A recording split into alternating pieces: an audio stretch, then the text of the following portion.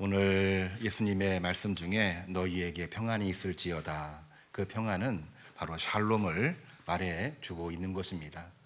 어둡고 복잡하고 힘든 시절에 우리는 두려움으로 가득 찰 때가 많은데, 예수님께서 오셔서 첫 번째로 하신 말씀은 그 두려움을 이길 수 있도록 너희에게 평안이 있을지어다.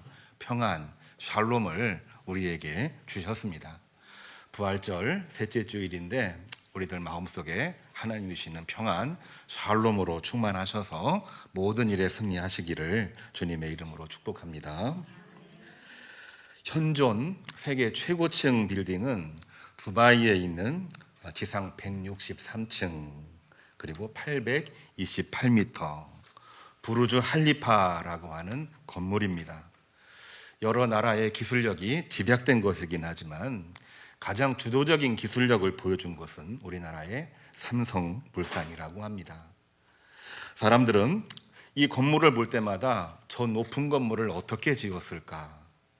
저렇게 높은 건물을 지으면서도 어쩌면 저렇게 예쁘게 올렸을까? 감탄을 금하지 못한다고 합니다.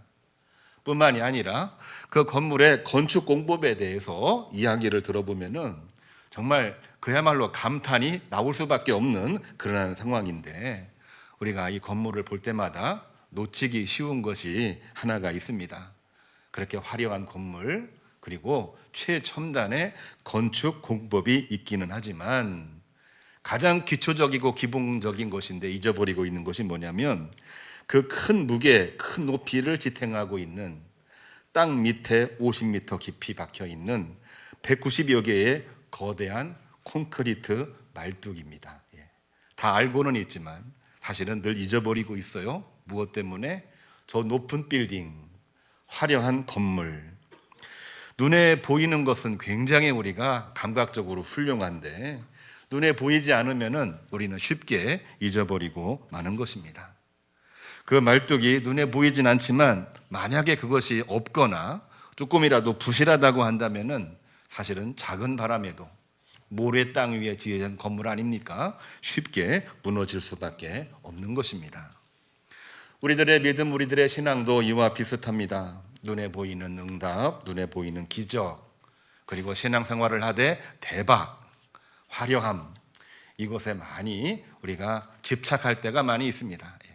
이것 또한 역시 우리들에게 필요한 것이긴 하지만 여기에만 집착을 하면은 인생에 폭풍이 오고 어려움이 생기게 되고 우리가 받아들이기 어려운 세계 도처에 수많은 사건들이 올 때에 우리의 믿음은 흔들릴 수밖에 없는 것입니다.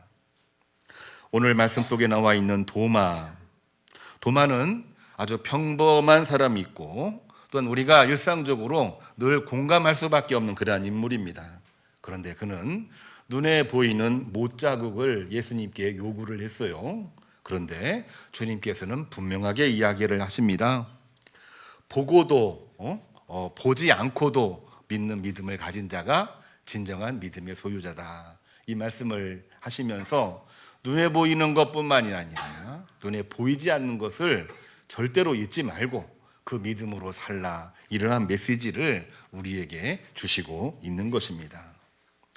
오늘날 문명이 고도화되고 우리들의 시야는 점점 넓어지고 또한 스마트폰을 통해서 최첨단 정보까지도 쉽게 접하고 있는 오늘날, 왜 많은 사람들이 그렇게 많이 알고 있으면서도 마음속에 불안감을 떨치지 못하고 있는 것일까요? 여러 가지 이유가 있겠습니다만 많이 알면 알수록 우리 마음속의 두려움은 더욱더 커지기 때문에 그런 것입니다.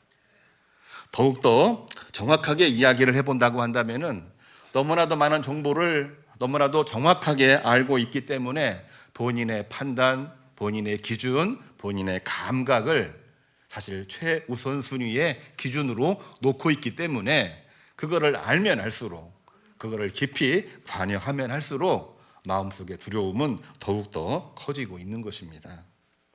오늘 우리 박종수 권사님께서 요한복음 20장에 나와 있는 말씀 읽으셨어요. 여기 보면은 예수님의 제자들이 유대인들이 두려워서 문들을 꼭꼭 잠갔다, 이렇게 기록에 나와 있습니다. 예수님께서 십자가에서 죽으신 후에 제자들은 두려움에 휩싸였습니다. 그 두려움이 계속 더 큰 두려움을 야기하게 되는데, 그 두려움의 최고 정점은 뭐였냐면은 유대인들이 자기들을 공격할 거라고 하는 두려움 때문에 그랬습니다. 예수님께서 십자가에서 죽으신 후에 우리들을 반드시 공격할 것이다. 그래서 문들을 꼭꼭 걸어 잠갔다. 이렇게 기록을 하고 있는 것입니다. 왜 그러느냐? 그들은 두려움 때문에 그러한 생각을 하고 그러한 판단을 내리고 있는 것입니다. 물론 한참 후대에 기독교인에 대한 박해가 있기는 했지만, 이 말씀 전후로 해서 유대인들이 제자들이 모여있는 곳을 공격했다거나 제자들을 체포해서 구금했다거나 이런 기록들은 나와 있지를 않습니다. 자기들의 판단, 자기들의 감각에만 의지하다 보니까 두려움이 생기게 되고 결국에는 잘못된 판단으로 이어져서 문을 꼭꼭 걸어 잠그고 있었다라고 하는 것이 오늘 말씀에 나와 있는 주된 내용이 되는 것입니다. 우리도 오늘날 믿음 생활을 잘하고 있지만 우리들의 감각, 우리들의 판단력은 상상을 초월하기 어려울 정도로 크게 발전되어 있습니다. 그리고 그 노력은 세계에서 알아주는 대한민국 국민이 되기도 했습니다. 그런데요, 오늘 말씀을 통해서 우리가 꼭 기억해야 될 내용은 이러한 자기 판단과 감각만 의지하면 결국에는 두려움을 가중시키게 되고 잘못된 판단으로 가기가 매우 쉽다는 것을 우리는 꼭 기억을 해야만 되겠습니다. 제가 목회자가 되기 전 아주 옛날 중학교 시절입니다. 예배드리기 위해서 밤에 교회 가는 그러한 중이었는데, 교회 갈 때 보면은 이 마을을 다 이렇게 지나가는데, 제가 그 교회에 가다가 보면은 이 어두운 곳이 있어요. 근데 어두운 곳에서 사람들이 소리가 들립니다. 밥 먹는 이야기, 하루 종일 있었던 이야기. 그러니까 교회 가다 보면은 많은 분들이 이야기하는 얘기를 나도 모르는 사이에 이게 들리게 돼요. 그러니까 그때에는 이 마음속에 평안이 옵니다. 아, 여기도 사람이 사는구나. 아, 사람들은 그런 일이 있었구나. 그런데요, 어느 날 한편은 밤에 교회를 가고 있는 그러한 중이었는데, 어두컴컴한데 바람은 불고 있는데 옆에 있는 건물은 있고 사람들은 있어야 되는데 그날따라 아무 소리가 없는 거예요. 아무 소리가 없는 거예요. 그래서 조금 이상한 그 마음을 가지고 지나가고 있었는데, 어느 집을 지나가는 그러한 중이었습니다. 근데 담벼락이 있었어요. 담벼락을 지나고 있는데 뭔가 이렇게 감각적으로 딱 느낌이 왔어요. 뭐였냐면은 이 담벼락 위로 사람 같은 형체가 양쪽 팔을 막 버르덕 하면서 저를 쓱 이렇게 쳐다보고 있는 느낌이었습니다. 얼마나 무서웠던지 그 순간 그 자리에서 철썩 주저앉아 있다가 어떻게 했겠습니까? 무서워서 그 자리를 빨리 도망을 갔던 기억이 있습니다. 너무나도 놀래고 너무나도 어처구니가 없어서 교회 갔다 온 다음날 아침에 대체 뭐가 있었나 하고 가봤더니 뭐였을 거라고 생각을 하십니까? 허수아비 같은 거였습니다. 빨랫줄에 걸려있는 빨랫감이었습니다. 바람이 불다 보니까 막 퍼럭퍼럭 하면서 움직이는 모습이 제 눈에는 이상하게 보였던 거고 무서움을 자극하게 된 거지요. 결국은 알고 보니까 이런 생각이 들었습니다. 사람의 감각, 사람의 판단은 굉장히 예민하게 작용을 하고 있는데 그것만 의지하다 보니까 뭐가 생긴 겁니까? 마음속에 두려움이 생기게 되고 그 두려움은 또 다른 2차, 3차 두려움을 양산하게 되고 결국에는 무서워 도망갈 수밖에 없는 것이 인간의 약함으로 발견되는 그러한 순간이었습니다. 우리는 이러한 상황 가운데에 살고 있는 것입니다. 많은 것을 알고 싶어 하고 많은 것을 보고 싶어 하고 더 정확하게 알고 싶어 하고 오히려 남들보다 더 많은 것들을 알고 있다는 것을 자랑하고 싶어 하는 그러한 시대에 살고 있는데 그 순간에는 그것이 쾌감일 수 있을런지는 모르지만 알면 알수록 사실 우리들에게는 나도 모르게 찾아오고 있는 두려움들이 존재하게 되는 것입니다. 두려움에 빠지게 되면은 나도 모르는 사이에 이상한 이야기를 하게 되고 결국에는 불안한 가운데에 움츠려드는 우리의 현실을 우리 스스로 경험하게 되는 것입니다. 오늘날 많은 분들이 이런 이야기를 합니다.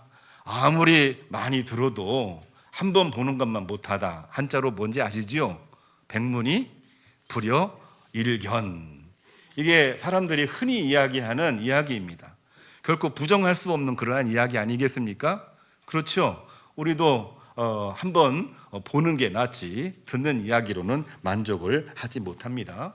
틀린 이야기는 아닌데 분명한 것은 그게 전부 다는 아니라고 하는 것입니다. 오늘날 더 큰 문제는 뭐냐면요, 눈으로 본 다음에도 믿지 못하는 일들이 더 많이 있다고 하는 것입니다. 보면은 믿을 줄 알았는데 보고 나서도 믿지 못하는 일들이 더 많이 벌어지고 있는 것입니다. 오늘 이 마태복음 12장 24절을 보면은 바리새인들, 유대인들 이야기입니다. 그들은 예수님께서 눈먼자 고치시는 것을 직접 봤어요. 귀신 들린 자의 이 몸속에서 귀신 내쫓는 것도 직접 체험을 했습니다. 심지어는 죽은 자를 살리시는 것도 직접 눈으로 목격을 했어요. 인간이 가지고 있는 모든 감각과 인간이 가지고 있는 모든 판단을 가지고 저분은 하나님의 아들이 분명하구나, 이거를 알기도 했고 보기도 했고 사실은 실제로 검증을 한 거나 마찬가지입니다. 그런데요, 이 바리새인 유대인들이 예수님의 이러한 놀라운 기적을 뭐라고 이야기했는 줄 혹시 아십니까? 성경을 보면은요, 이 바리새인 유대인들은 하나님의 아들로서 이러한 기적을 행했다, 이렇게 기록을 하고 말하고 있는 것이 아니라 저 사람이 바알세불에 힘을 입어서 귀신을 쫓아내고 사람들의 몸을 치유했다, 이렇게 말하기를 시작하고 있는 것입니다. 이분들이 보지 못해서 그렇습니까? 이분들이 몰라서 그러겠습니까? 사실은 모든 것을 다 알고 있음에도 마음속에는 믿기 싫어하는 거예요. 인정하고 싶지가 않은 거예요. 오늘날 우리는 보고서 믿는다라는 이야기를 그렇게 많이 하고 있으면서도 보고서도 믿지 못하고 있는 우리 현실의 모습을 직시할 수 있어야 되는 것입니다. 그 이유가 과연 뭘까? 결국은 내가 가지고 있는 판단, 우리 인간이 가지고 있는 모든 감각, 그것에만 의존하기 때문에 그렇습니다. 우리에게 한번 질문을 해볼 필요가 있지요. 과연 믿음은 뭐라고 말할 수가 있는 걸까요? 저는 오늘 말씀에 근거해서 제목을 가지고 이야기를 해본다라고 한다면은 믿음은 시력이 아닙니다. 믿음은 무엇인가? 믿음은 심력입니다. 심력. 마음으로 믿는 것입니다. 사도 바울은 로마서 10장 10절에 이렇게 복음을 전했어요. 우리가 마음으로 믿어 의에 이르고 입으로 시인하여 구원에 이르느니라. 무엇으로 믿는 겁니까? 시력으로 믿는 게 아닙니다. 마음으로 믿는 것입니다. 마음으로 믿을 때에 보이지 않는 것까지도 볼 수 있게 되는 것입니다. 오늘날 우리도 아직 못 봐서 못 믿겠다 말하기도 하지만 사실은 우리는 보면서도 안 믿으려고 못 믿겠다 이렇게 말하고 살고 있지는 않습니까? 한번 생각해 봐야죠. 내 목표, 내 지식, 내 감각, 거기에만 의존하고 있는 우리 모습, 나의 모습을 우리는 혹시나 발견하고 있지는 않습니까? 오히려 정반대로 하나님의 역사를 우리가 봅니다. 그 어렵고 힘든 중에도 하나님은 당신의 역사를 이루셨어요. 근데 그거를 보고 나서도 저분 운이 좋네 이렇게 치부할 때가 많이 있지 않습니까? 그게 운입니까? 하나님의 은혜가, 하나님의 사랑이 열매를 맺고 있는 진귀한 생명의 역사인데 그런 거를 볼 때에는 그냥 흘러 지나가 버려요. 그리고 내 감각에, 내 판단에 어긋나면은 우리는 하나님의 역사 앞에서도 말도 안 돼 이렇게 말하고 있지는 않습니까? 다 무엇 때문인가요? 우리들이 가지고 있는 마음으로 믿는 믿음이 아니고 우리들이 가지고 있는 판단, 감각, 거기에만 의존할 때 벌어지는 문제가 바로 거기서부터 시작이 되는 것입니다. 참된 믿음은 과연 뭐라고 말할 수가 있는 걸까요? 오늘 성경 속에 나와 있는 도마는 분명 자기 판단과 자기 감각에만 의존하고 그것을 의지하다가 결국에는 의심하는 사람임을 우리는 부정할 수가 없습니다. 성경에 있는 그대로 기록을 하고 있습니다. 근데 예수님께서는요, 오늘 27절을 보면은 그러한 합리적이고 백문이 불여일견 이런 말을 하고 있는 도마를 책망하거나 나무라고 이렇게 하지 않습니다. 뭐라고 이야기를 했냐면요, 직접 찾아오셔서 이렇게 말씀하고 계시죠. 와서 보라, 손을 넣어서 만져보라 하면서 자상하게 이 도마의 마음을 어루만져 주시는 말씀이 나와 있습니다. 근데 더 놀라운 이야기는 28절에 나와 있는 것을 보게 됩니다. 바로 그때 도마가 직접 옆구리를 보거나 아니면 손가락을 만져보면서 진짜 예수님 맞네, 진짜 살아나셨네요, 이렇게 말하는 것이 나와야 사실은 당연한 거 아니겠습니까? 그런데 그러한 내용은 성경에 기록되어 있지를 않습니다. 뭐라고 성경에 기록이 되어 있냐면요, 28절입니다. 자기의 감각으로 표현한 것이 아니라 마음으로 표현합니다. 마음으로. 28절 뭐라고 얘기하고 있냐면요, 나의 주님이시요 나의 하나님이시니이다. 손을 넣다가 손을 뺍니다. 옆구리를 들춰보려고 하다가 그거를 중지하고 이 도마는 마음으로 고백하고 있는 거예요. 주님은 나의 주님이십니다. 아니, 주님은 나의 하나님이십니다. 마음으로 받아들이고 있는 거지요. 사실 처음에는 이 도마가 사실 확인에 집착해 있는 게 사실이었습니다. 인생을 그렇게 살아온 거예요. 모든 일을 자기 판단과 자기 주관과 자기의 감각을 가지고 이야기하고 말을 해왔습니다. 그러한 감각이 있었기 때문에 그의 믿음도 그의 신앙도 사실은 감각적인 신앙이었고 합리성에 치우쳐 있는 그러한 신앙이었습니다. 그런데 주님께서 도마에게 원하셨던 것은 합리적인 지식이나 감각적인 신앙이 결코 아니었습니다. 주님께서 원하는 믿음은 과연 뭐였느냐? 이 도마의 마음을 어루만져 주셨던 것처럼, 도마가 그 사랑을 깨닫고 마음으로 고백했던 것처럼 마음으로 주님을 바라보고 주님을 받아들이는 것을 주님께서는 원하고 계셨다라고 하는 것입니다. 오늘날 그렇습니다. 문명 고도화되고 있고 여기저기에서 수많은 일들이 있을 때 그거를 보는 우리의 시선은 우리들의 시력에 많이 집중되어 있어요. 우리들의 판단에 많이 집중되어져 있습니다. 그거를 뛰어넘는 하나님의 지극하신 사랑, 그리고 그것을 뛰어넘어서 우리 모든 인류를, 우리 모든 생명을 살리시기 위한 원대한 계획을 우리는 놓치고 있을 때가 너무나도 많이 있는 것입니다. 진짜 믿음은 과연 뭘까요? 오늘 선을 그어서 이야기를 해본다라고 한다면은 진짜 믿음은 내 감각으로 아는 것이 아닙니다. 진짜 믿음은 주님의 그 마음을 알고 그 마음을 알고 있는 주님 앞에 내 마음을 맡기는 겁니다. 도마는 그렇게 맡겼습니다.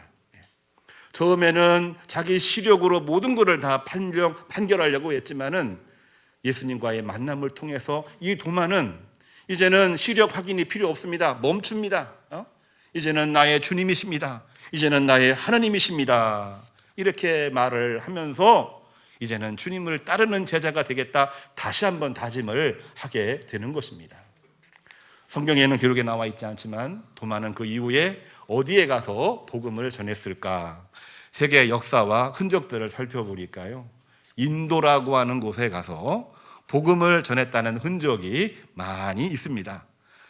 산 도매 교회, 성 도마의 교회 뿐만이 아니라 중국에도 그 흔적이 남아있다는 내용을 보게 됩니다. 인도, 어떠한 나라입니까? 불교의 나라 아닙니까? 선교의 불모지입니다. 중국 어떠한 나라입니까? 역시 복음 전하기가 너무나 어려운 바로 그러한 곳인데, 그곳에서 아무것도 안 보이는 가운데에도 이 도마는 복음을 증거하면서 생명을 살리시는 예수님을 마음으로 믿으시기를 축복합니다.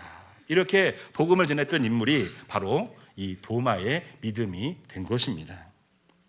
오늘날 우리는 보고도 믿지 않는 믿음, 어떻게 하면은 가질 수가 있는 것일까요? 예수님께서 분명하게 말씀하셨습니다. 29절을 보면은 보지 못하고 믿는 자들은 뭐라고요? 복되도다, 그렇게 하셨습니다.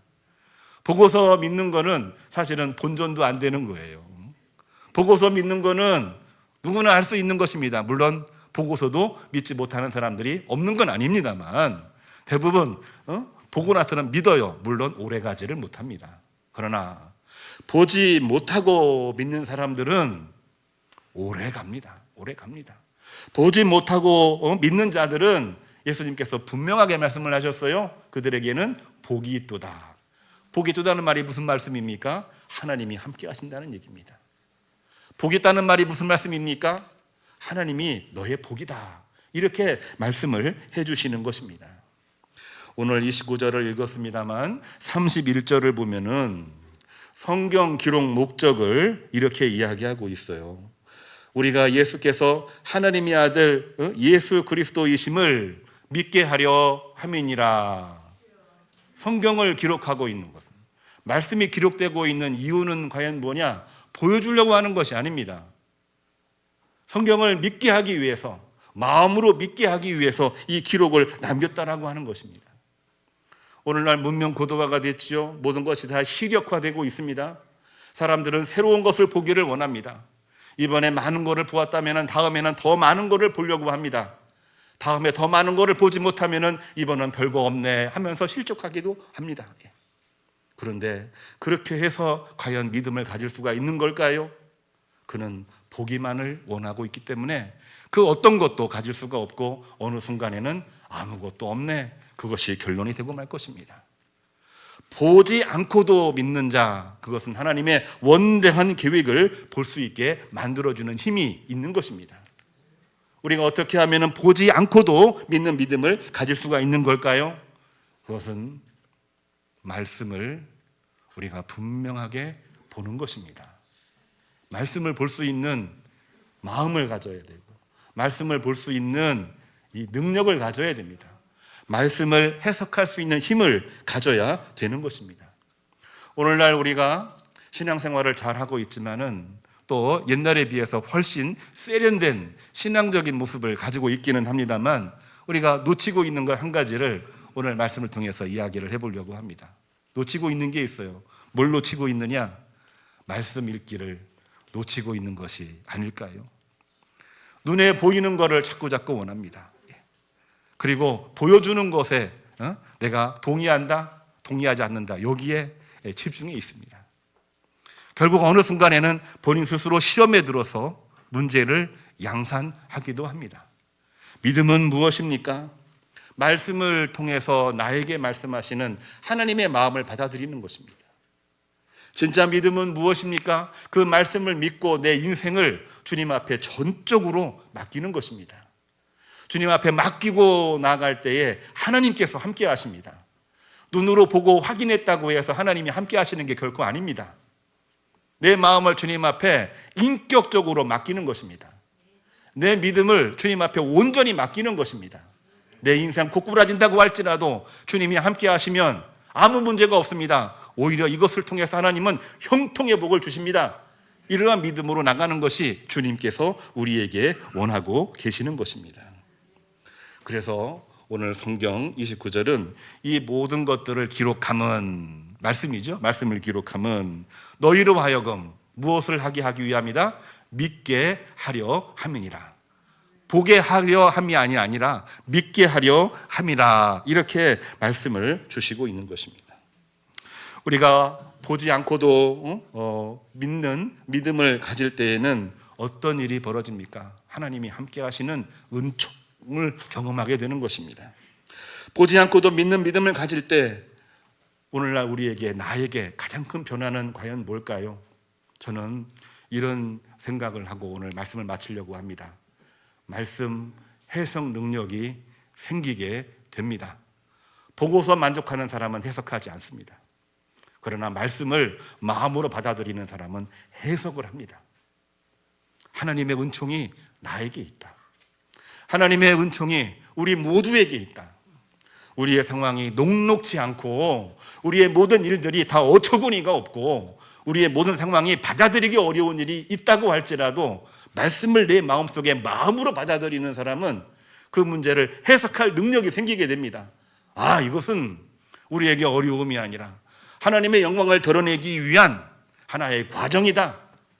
하나의 이것은 리버러스다. 이것은 지렛대다. 이런 해석 능력이 생기게 되는 거지요. 그 믿음으로 우리는 2026년 4월 이 어려운 시기, 힘든 시기, 우리 내부도 그렇고 경제도 그렇고 세계 도처에서 벌어지고 있는 모든 일 가운데에서도 하나님의 은총으로, 하나님의 사랑으로 우리가 믿음으로 승리하시기를 주님의 이름으로 축복합니다. 오늘은